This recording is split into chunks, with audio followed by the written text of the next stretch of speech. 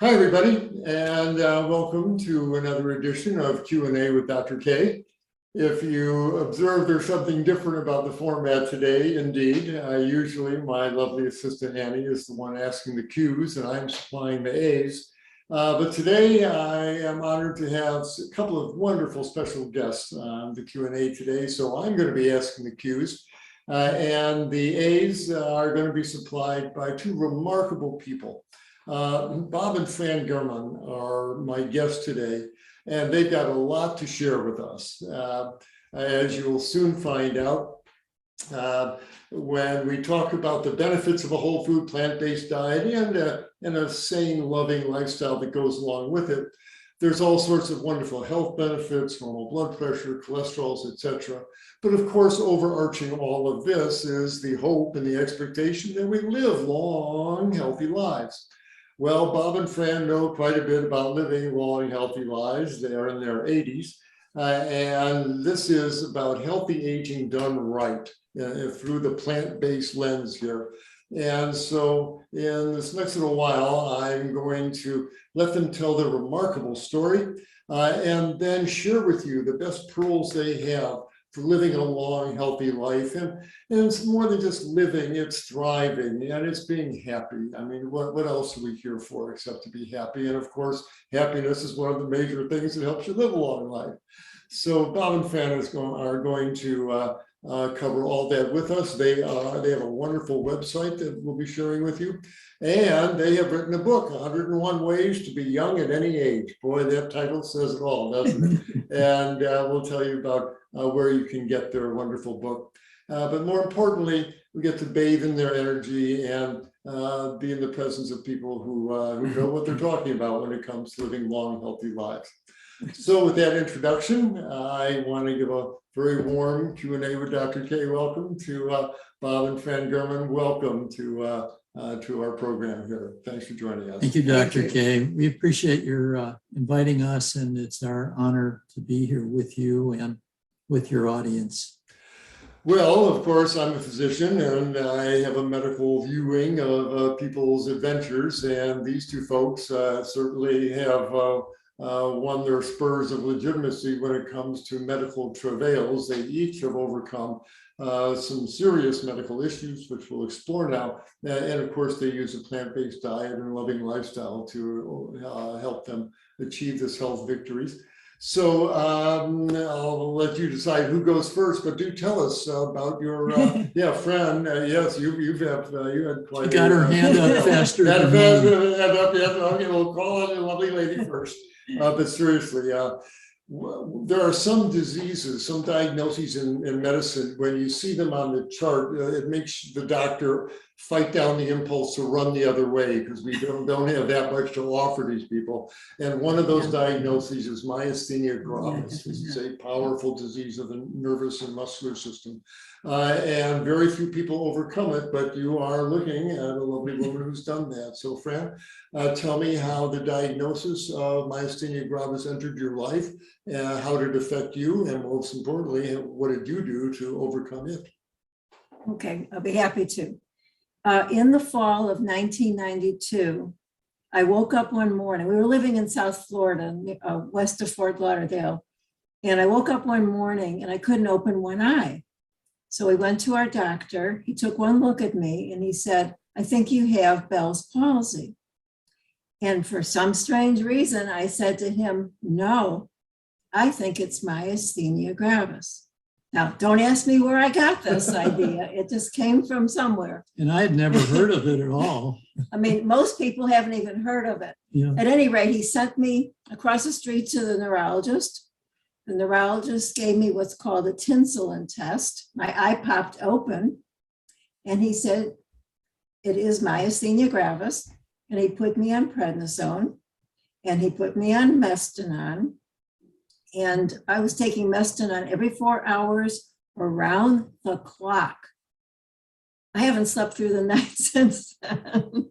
And I had some really bad times. I was so weak and so sick, I couldn't work anymore. I couldn't drive. I had such terrible double vision like this. They couldn't even put a prism in my glasses because it was so severe that I had to wear plastic prisms that made me look like I was looking through blinds. It was really, myasthenia gravis is a Greek expression meaning severe muscle weakness, and it couldn't be more aptly named. There were times when I could barely walk. I couldn't pick my head up off a pillow. I could hardly speak. I could hardly eat. For 14 years, I went from doctor to doctor. All I got was not much hope. In other words, I would never get better. My lifespan would be shortened. I'd be on medication for the rest of my life, and it was incurable. Okay. So it wasn't very hopeful, but I kept looking for answers. Now, for 14 years, I did everything I could to be as healthy as I could. I didn't want any more than one disease, and I did my best to stay away from other diseases. But in the first, I think, 12 years living in South Florida with this, I never met another myasthenic. Then in the summer of 2004, we came to North Carolina for the summers because myasthenia gravis makes you very weak, and the heat in South Florida in the summertime really was bad for me. The first week we were in North Carolina, the small town in North Carolina, just south of Asheville, Bob noticed in the newspaper that there was a myasthenia gravis support group in our local hospital. Mind you that we lived in Broward County. Yeah, in this South three-county Florida. area where there were millions of people. Right. And we never met another person with myasthenia gravis. We come to a town of 10,000 people and there's a support group. And I went to the meetings every month, didn't learn a whole lot. Noticed that people were quite sick, I mean, really sick. And they all seemed to have more than one disease, which was interesting. Of course, when the body breaks down, it's not hard for other diseases to manifest. At any rate, they served wonderful snacks like chips, cookies, soda drink, all kinds of junk food. But nothing in all these 14 years was ever mentioned to me about diet. Then, there's an expression, when the student's ready, the teacher will appear. 1 month, they brought a nutritionist from Asheville to come and speak to our group. And with a slide presentation, he showed how even something as innocuous as white meat chicken compromises the immune system.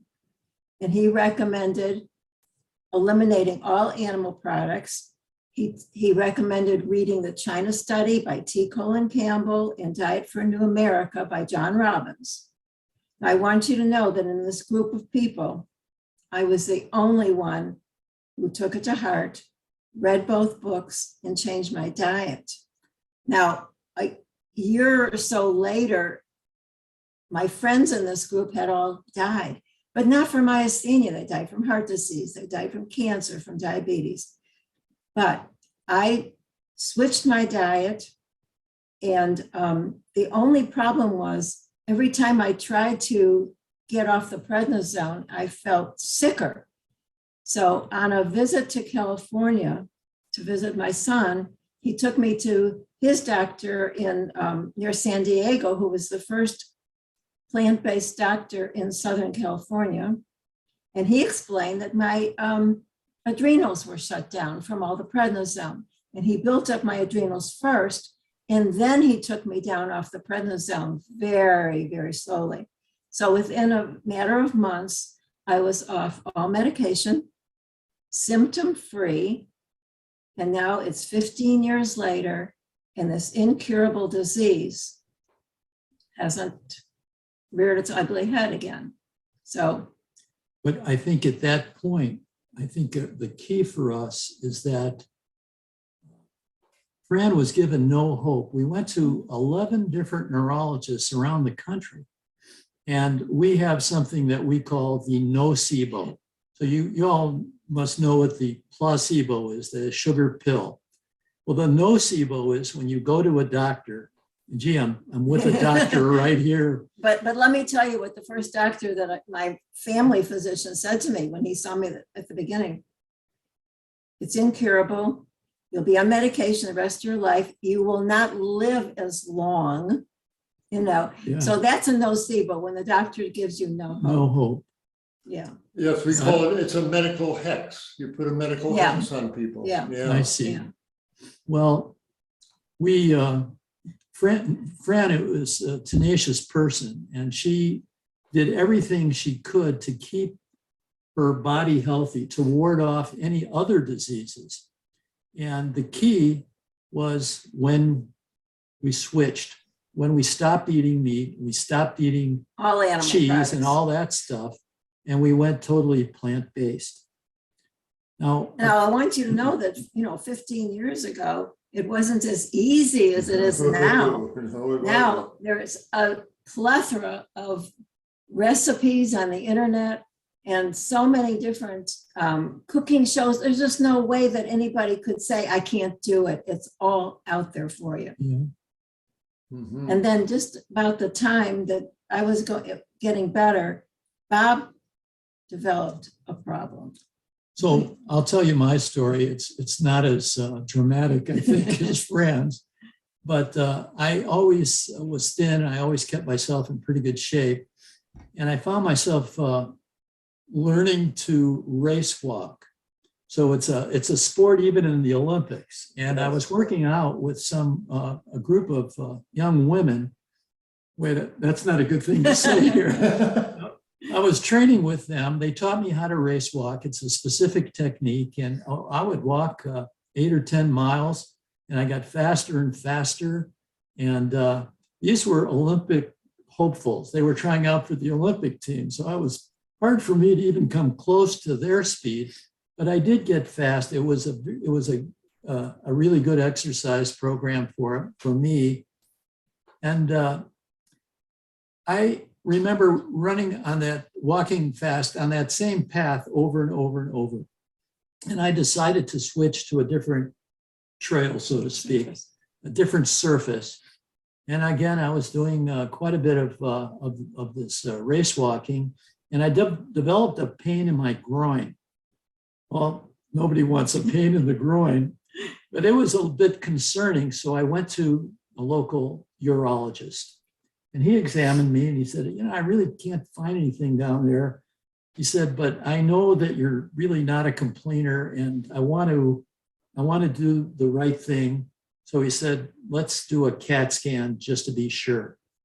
Well, I thought that was pretty intense. I'm not too great on having these kind of tests, but I did agree to it because it was a bit concerning.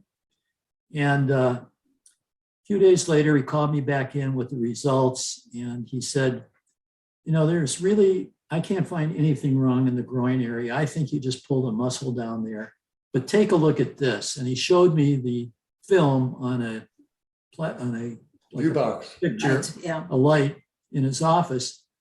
And he said, you see that? That's a growth on the outside of your left kidney. And he said, yeah, it doesn't look good to me, and I think you need it to be removed.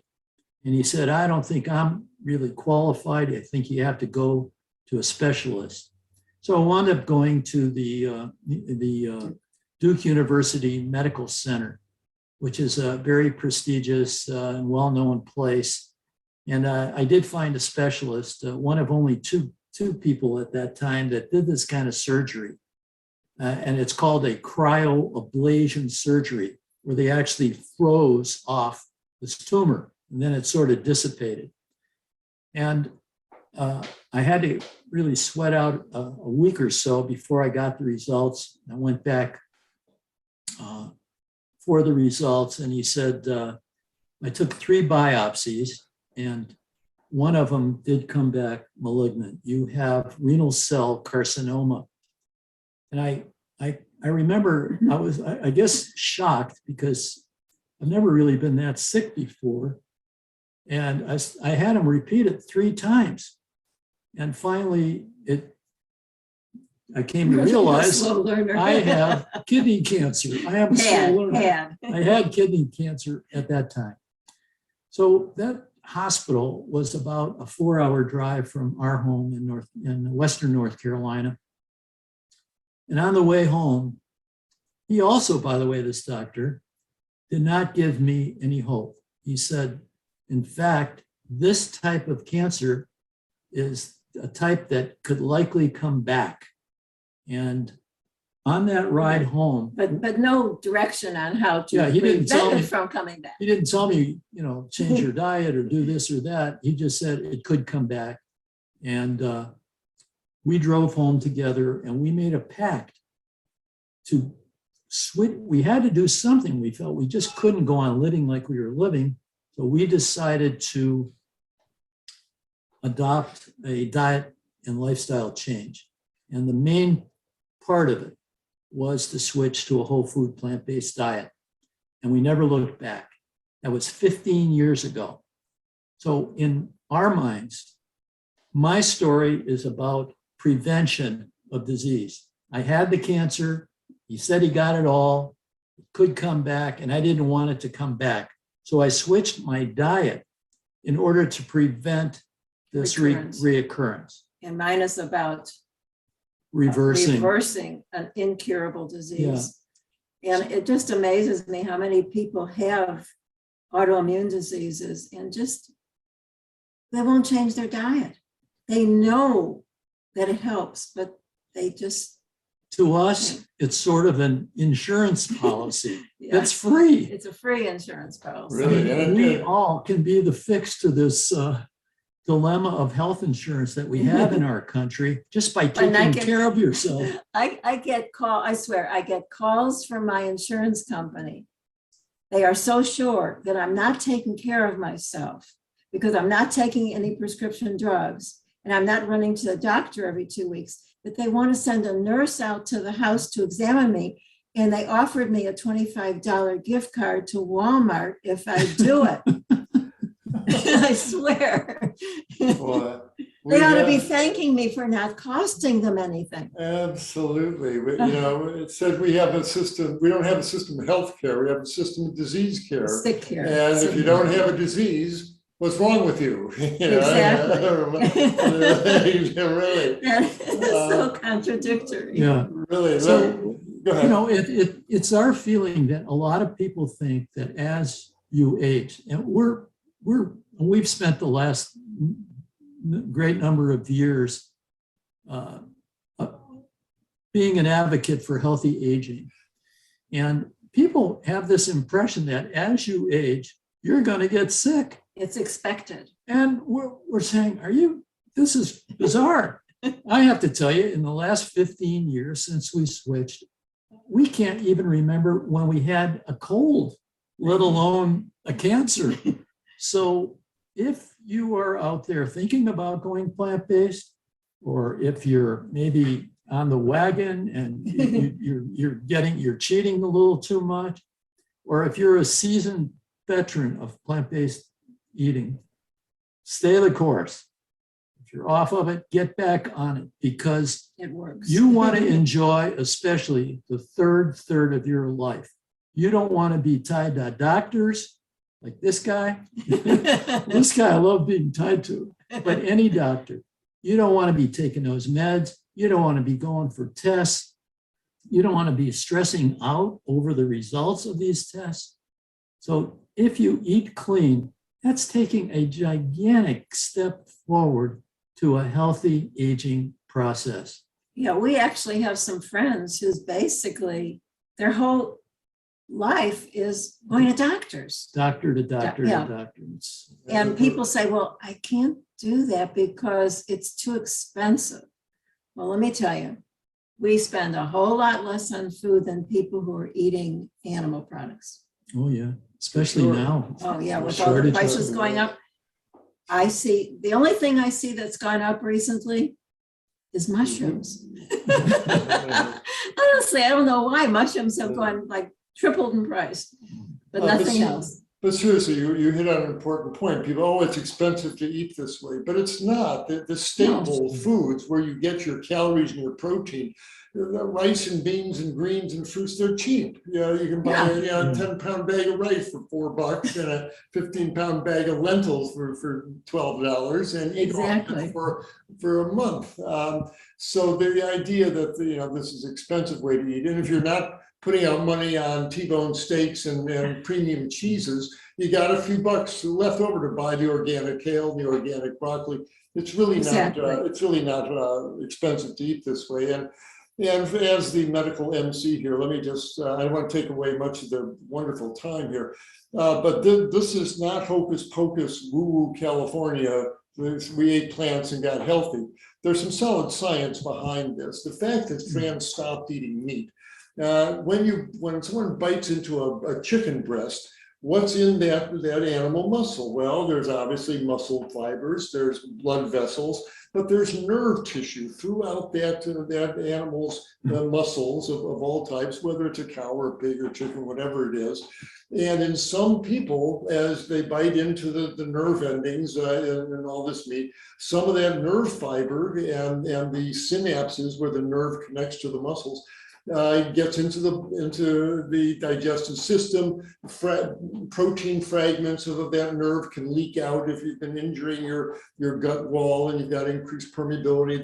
That nerve fiber material and proteins can leak out into your immune system. You make antibodies against the synapses, and now you got antibodies cruising your bloodstream looking for nerve tissues and nerve synapses to lock onto, and they find it in your own tissues. And so this is the mechanism of the autoimmune disease for myasthenia gravis. And when she stopped eating the meat and did other things to heal herself, well, she took away that drive and the antibody levels fell. The prednisone certainly helped. But then she tapered it off, and it did not come back because she's a fundamentally different person biochemically, immunologically. The food makes such a difference. And the same with Bob. Our kidneys, they're like the oil filter on the car. Everything we eat flows through your kidneys, along with your liver and other tissues. And 50, 60, 70 years of eating foods that stimulate cancer growth, with the meats and the alcohol and the cigarettes, secondhand cigarette smoke, and all of that chemical assault. If you've got the genetic propensity to it, you can trip off some cancer growth in the filter tissue, if you will. And this is what happened to Bob. But he had a good surgeon, did the right procedure. But again, it doesn't have the understanding to tell him, man, you keep that diet clean. You just keep plant material and lots of antioxidants and phytonutrients flowing through that tissue. There's no reason that cancer should come back. And so far, knock on 𝐿, it hasn't. And so there's some good science behind why this has made such a powerful difference. Fran, when's the last time you took a prednisone tablet? How many years has it been?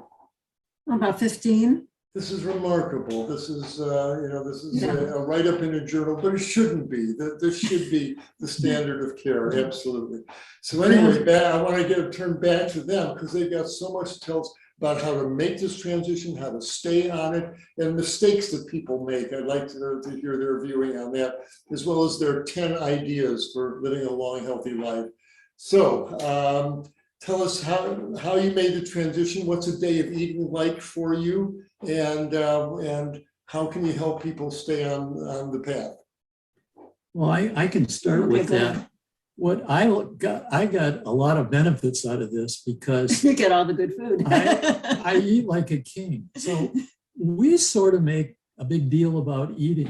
I want you to know we love to eat, and we eat a lot. People say, well, I can't lose weight on carbs. I can't gain weight on carbs. Right. She eats like a truck driver. I'm not kidding. Well, as long as I don't swear like one. And it's been fantastic for weight control. Excuse me. Whole carbohydrates that are in the potatoes and the rice, etc. They're a clean burning fuel. You get the energy out of the glucose molecule, and you breathe off carbon dioxide, and you pee out the water, and it's gone. It's a clean burning fuel that doesn't stick to you. That's why they can eat a lot of carbs without gaining weight. Okay. Yeah. One thing I did want to mention is a few years ago, we were fortunate enough to have a whole food plant-based doctor move to our community, and we started going to him. And the first thing that he had us do on our first visit was read the book, Prevent and Reverse Heart Disease by Dr. Esselstyn. Now, of course, we've all heard that olive oil is really healthy. You know, it's in the Mediterranean diet, so forth. But the truth is, I was using a lot of olive oil for salads, olive oil for cooking, you know, stir frying, cut it out completely. And I lost 10 pounds in a short period of time without trying. So that's what, because oil is the most condensed form of calories with the least amount of value. Oh, liquid fat in a bottle, right? Yeah, Sure. yeah, exactly. But one side benefit about going plant-based is that Fran decided to make it a hobby, cooking a hobby, not a chore. It used to be a chore. Well, because it was no fun. What are you doing? Broiling a piece of chicken? Yeah, it wasn't that creative. And even if you're like a lazy cook, you can be very creative and it's very easy to do. And so every day we enjoy 3 really terrific meals.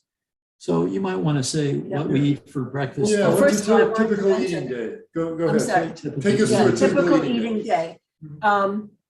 What do we have this morning? Normally, our breakfast is the same every morning because we love it. I make a homemade granola out of organic whole oats with raw nuts and seeds and raisins. And I make enough to maybe for 2 weeks at a time. And so a bowl of that with some fresh blueberries, sliced banana, and sometimes strawberries or raspberries. We call it our red, white, and blue cereal.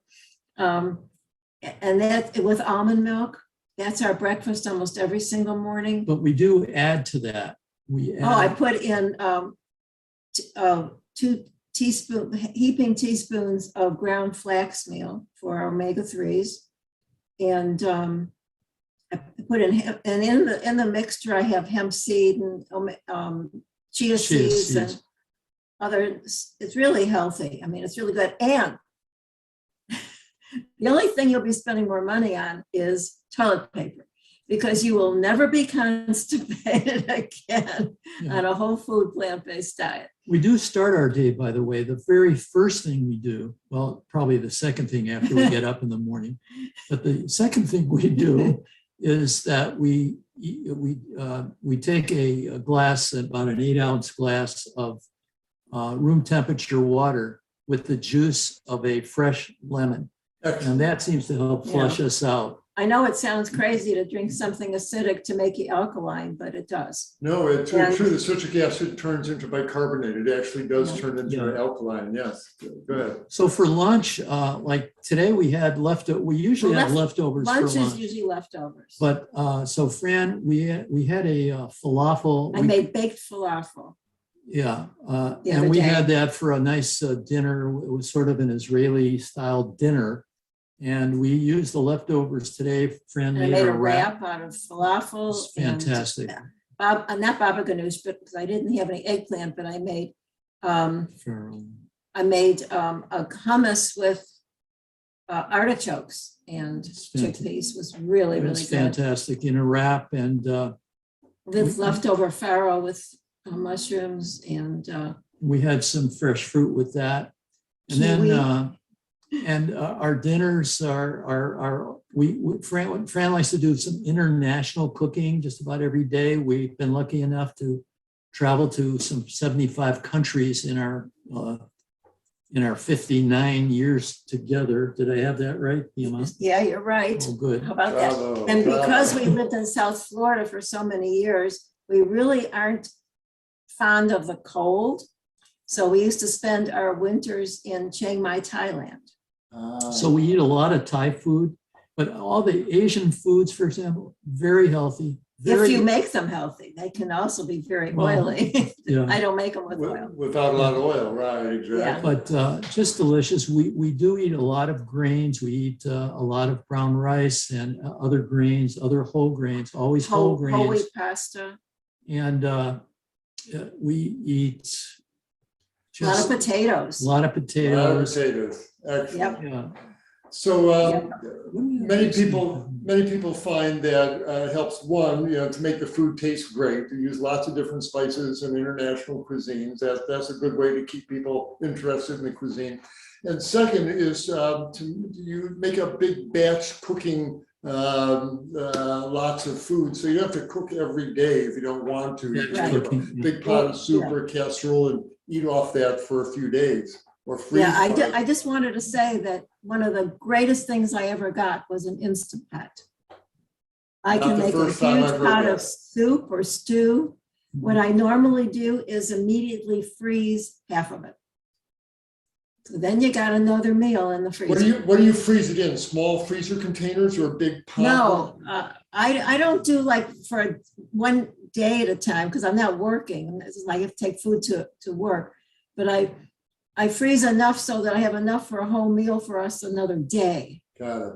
That's Wonderful. good for us. Yeah. I will say this, that we do have a website, and on the website, Oh, yeah. we have a ton of Fran's recipes. They're all whole food, they're all plant-based, Oil-free. they're delicious, and there's quite a variety. A lot of these international foods that we talk about, from Mexican enchiladas to Thai curries or noodle dishes, they're Yeah. fantastic. It's all free.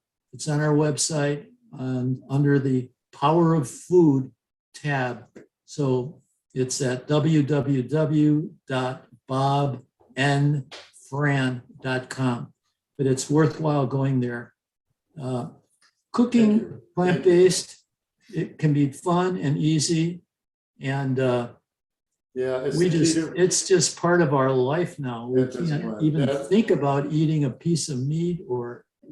It took a while, of course, to lose that craving, but it goes away. Oh, yeah. And then you wonder how you ever did it. Exactly. You know. Go ahead. I'm sorry. Go ahead. No, just going to say we went plant-based for our health. After a while, the part about animal welfare and the environment crept in. I know a lot of young people go vegan for the animals first.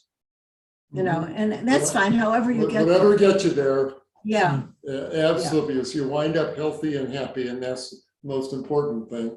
Speaking of happy, there's some other components to this. We are physical animals. We got to move. So I'll be interested in your viewing on physical activity and how you keep your heart and your spirit happy, especially in these challenging times. Well, we agree with you, Dr. K, that moving is right behind eating properly. They go hand in hand. So one suggestion we have, and it's featured in our book, is called an hour of power.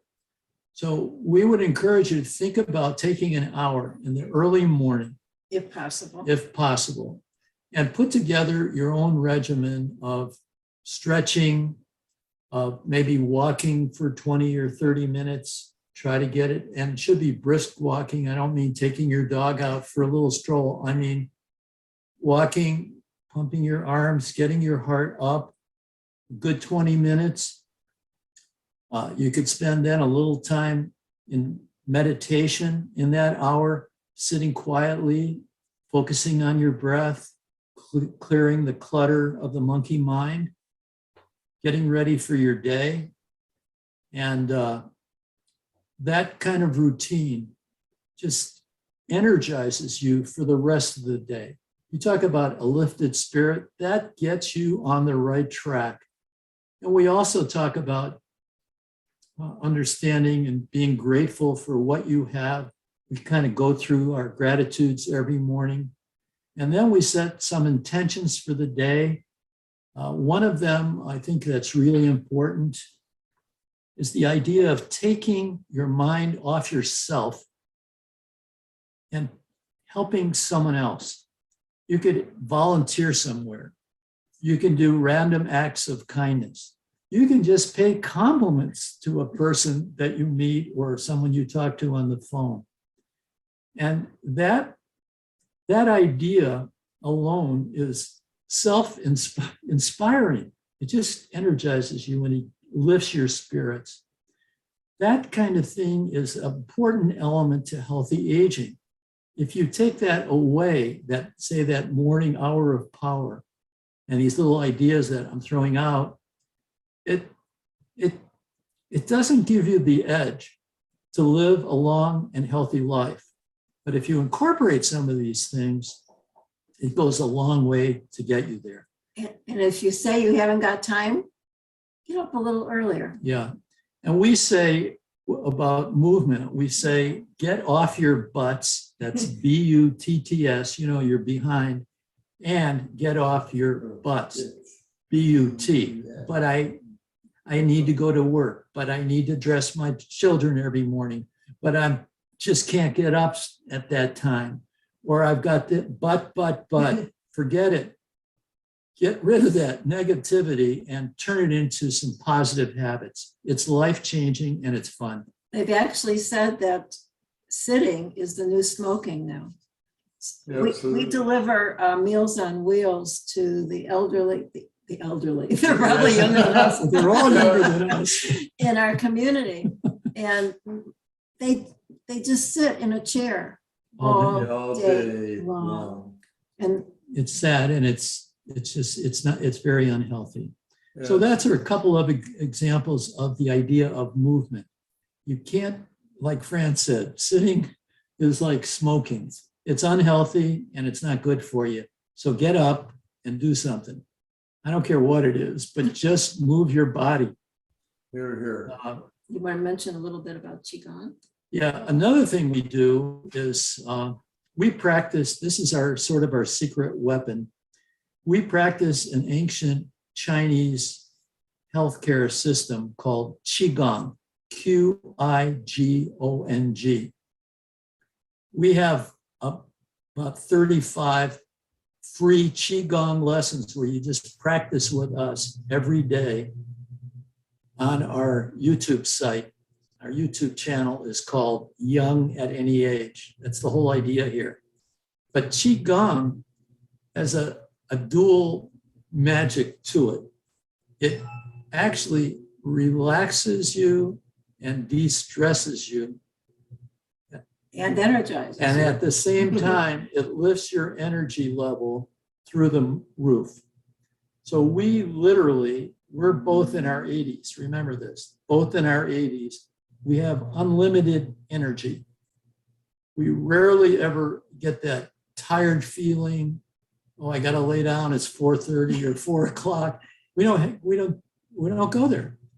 But this Qigong, we practice Qigong for 15 minutes a day. It's fantastic. It's very similar to Tai Chi, which most of you have heard of, but Qigong, check it out. It's very good for you. Before COVID, we used to teach classes here in town every week, and maybe we'd have 40, 50 students. Now we have hundreds of students from all over the world because of the YouTube channel. Yeah, it's cool. One other thing I'd like to interject is the whole idea of lowering your stress levels. So people say, what are 3-4 things I can do? So I want to age and not get sick. Well, I've felt this, and maybe Dr. K can bear this out. We've always felt that stress somehow is a precursor to disease, to serious disease. And I'd like actually, Doctor, to speak about that. But the answer to that is to develop what we call a mindfulness practice. It's very easy to do. We already mentioned it. And that would be to enable you to live in the present moment. So we've heard that's a catchphrase everybody talks about. I want to live in the moment. But most people are never in the moment because they're always thinking about something that happened in their past, still ticked off about or angry about, that happened maybe a year ago or 10 years ago or yesterday. But that's not fruitful. That is stressful. And the other side of it is thinking about things or worrying about things that are going to happen in the future. It's a waste of time because about 90% of what you worry about never comes to pass. Happens most of the time. So the idea of being present, whether you're taking a shower,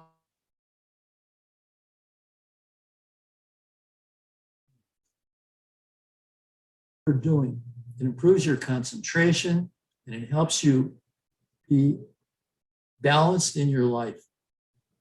And that's what we're looking for here. So mindfulness, the training for mindfulness is meditation. Oh, I can't meditate. I tried it. It's boring. I can't do it. We don't give it a try. We have some meditations on our YouTube channel as well, but all it is just sitting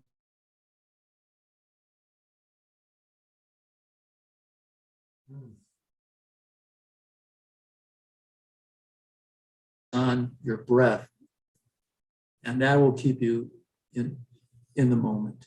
So that's the training for being a mindful person. I think we're talking too much. No, I get this is excited wonderful. talking about this stuff. It's wonderful. It's beautiful. It's, You know, if you the just- audience, if you guys can pick up one tip or two tips here and there, start with food and then work a little harder after that. By the way, Bob didn't mention that a couple of years after his surgery, the doctor went plant-based. Yeah. Look at that. Look at that. Some You- people are just slow learners. You never know who hears. Your example is so powerful. It's what people notice what we do and what everyone Dr. does. Dr. K, we write about the stress being in Oh, absolutely. When people are under stress, your adrenal glands, the adrenal cortex, is putting out hormones like cortisol. And a little cortisol is okay, but a lot of cortisol really suppresses the immune system and it suppresses healing. We find people who are on prednisone, like Fran was for so long, their wounds don't heal as well. They're more prone to infections. Prednisone is, you don't want to walk around in a high cortisol state week after week, month after month, but that's exactly what people who put themselves under stress actually do. And the other adrenal hormones and the sympathetic nervous system, the adrenaline, and the impulses coming down from your brain, oh, they make the blood vessels clamp down, they make the heart beat stronger, and that's great if you're running away from a saber-toothed tiger, but to stay in that state the month after month, that's a great recipe for artery disease and congestive heart failure and stroke. There's no question we are not meant to live in a state of stress. It's a temporary aid to help us escape from physical danger, but modern life has put us allows us to be in these states for way too long, and it's hard on the machinery. You know, you don't want to drive from New York to Seattle in passing gear. It's going to tear your engine apart, and that's kind of what the stress state does. So you're absolutely right. I commend you on your understanding of the physiology there. So as we're coming down the home stretch here, I'd like to. I know you've got 10 guides for living a happy life. Share us 3 of those. And again, I want to remind everybody that all this is in their book, 101 Ways to Be Young at Any Age, as well as on their wonderful website that Bob and Fran have called bobandfran.com. So please take advantage of these wonderful resources. Why don't you leave us with 3 tips that especially young people watching this video could really benefit from your experience. Well, one thing we sort of recommend is to say yes to life. It's important, I think, to be open to new ideas, to new people, to new things. You know, it's like we always think of a friend of ours that we once invited to go to an Indian restaurant that we knew was healthy Indian food. Oh, I can't go to an Indian restaurant. No, I wouldn't like it. Well, have you ever tried Indian food? Well, no. I haven't tried.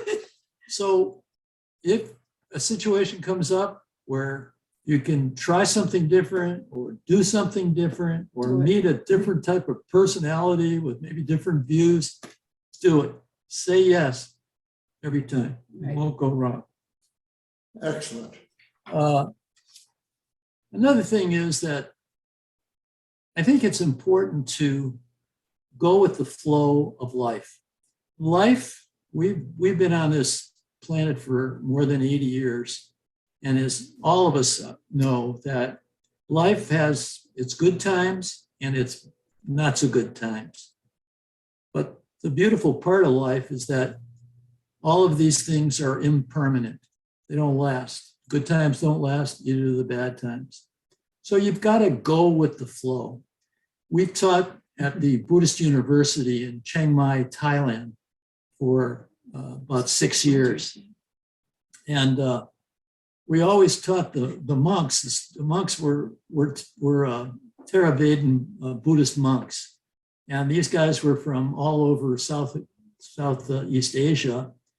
And we taught them a phrase called just go with the flow. Well, most Americans have heard that, but to them it was new and they understood what we were saying. And that's sort of putting their Buddhist practice into everyday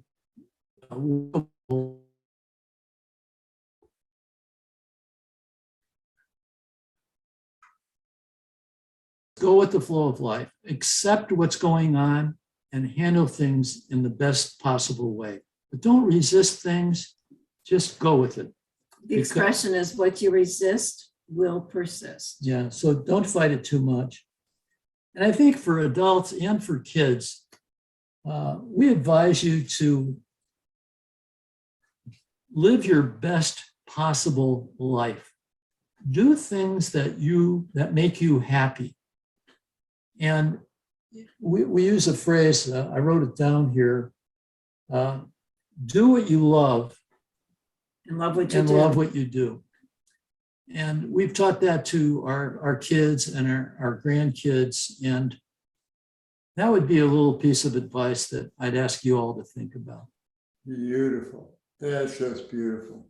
Speaking of beautiful, that's exactly how I describe the two of you. And this, you're beautiful people, and this is beautiful aging. This is how it's supposed to be. The human being turns into these lovely creatures, as you're seeing ahead, right in front of our eyes on the screen.